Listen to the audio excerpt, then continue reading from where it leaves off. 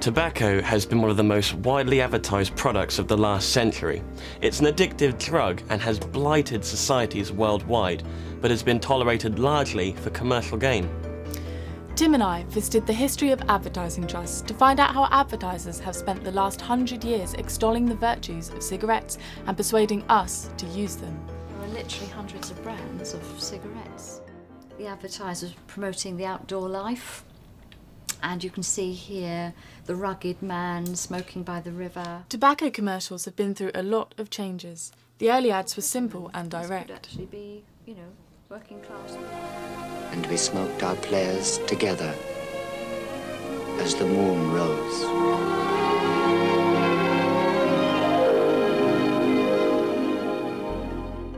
As time went on, the ads became more and more sophisticated, and the references to tobacco became more and more obscure. Benson and Hedges were particularly good at this, and used some of the most talented ad men and artists of the time to get their message across. As the public became more and more aware of the dangers of smoking, the advertisers had to resort to more and more sophisticated methods, and comedy played a part. Oh, where do we go from there? I think. Hold on, Tom.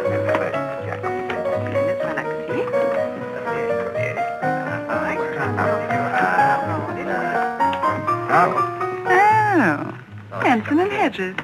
Live in peace with your pipe with Benson and Hedges Mellow Virginia. Ready rubbed and flake. For me, the most interesting form of tobacco advertising comes from the silk cut abstract period, which has echoes of the Pink Floyd music videos of the time. Silk cut used simple images, stunning photography and model making to infer luxury, without mentioning tobacco or smoking, which by now even the general public had begun to acknowledge as a very dangerous pastime.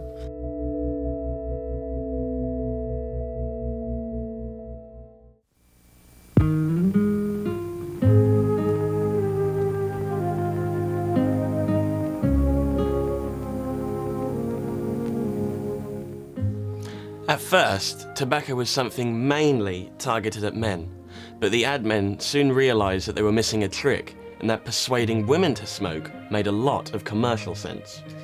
Marlboro cigarettes were originally designed for women, and even had a little red tip so that their lipstick wouldn't show. The ad men realised that men were very unlikely to use a product designed for women, but women might use a product aimed at men. So they got rid of the red tip, and now Marlboro is one of the most successful cigarette brands in the world. Come to where the flavor is. Come to Marlboro country.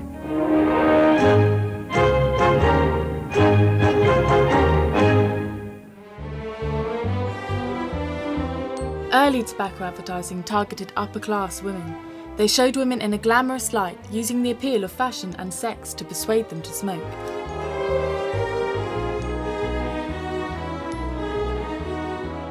This aspirational approach encouraged all classes to smoke, because smoking helped you climb the social ladder.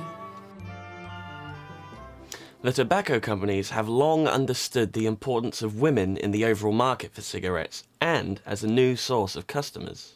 By focusing their research on the way women view themselves, their aspirations and the social pressures that they face, the marketing companies have come up with some of the most aggressive and sophisticated techniques in campaign history.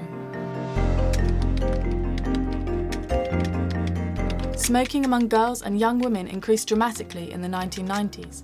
From 1991 to 1999, smoking among high school girls increased from 27 to 34.9%.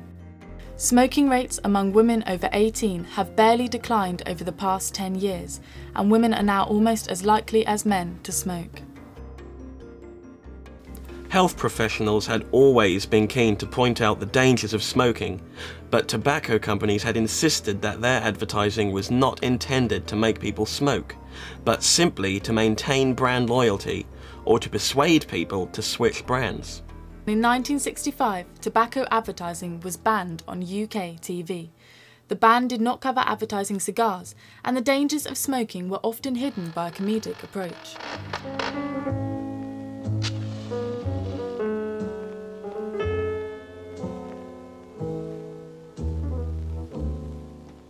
Happiness is a cigar called Hamlet. After the 1965 ban on TV tobacco advertising, the only concession was that they were still allowed to advertise cigars and pipe tobacco. One of the last cigar adverts actually plays on the idea that smoking is bad for you. The ad tries to convince us that our day will definitely go better if we smoke a Hamlet. Happiness is a cigar called Hamlet.